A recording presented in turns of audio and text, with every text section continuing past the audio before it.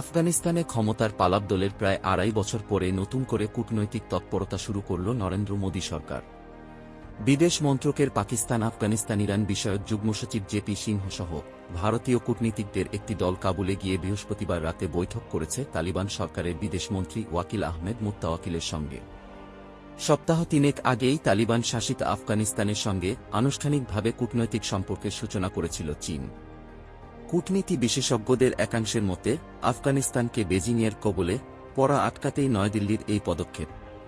কিছুদিন আগেই আফগানিস্তানকে ৫০,০০০ টন গম, ওষুধ, কোভিড টিকা এবং অন্যান্য ত্রাণ সামগ্রী দেওয়ার কথা ঘোষণা করেছিল ভারত।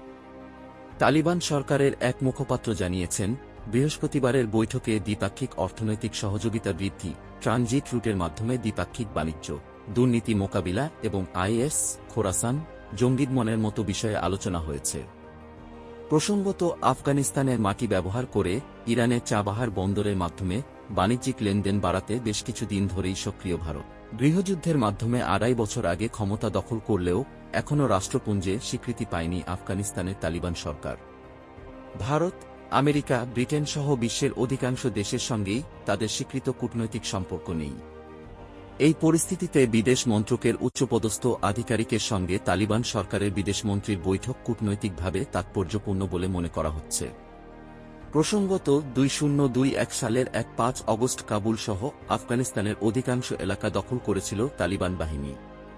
তার প্রায় ১ মাস বাদে কাবুলে পা রেখেছিলেন ভারতীয় বিদেশ মন্ত্রকের আধিকারিকেরা। ২০২২ সালের জুন মাসে যুগ্ম সচিব জেপি সিংহের নেতৃত্বে ভারতীয় প্রতিনিধি দল কাবুল পৌঁছে দেখা করেছিলেন তালিবান বিদেশমন্ত্রী মুত্তাওয়াকিল সহ কয়েকজন প্রতিনিধির সঙ্গে। কিন্তু এখনও আনুষ্ঠানিকভাবে তালিবান সরকারের সঙ্গে ভারতের কূটনৈতিক যোগাযোগ স্থাপিত হয়নি।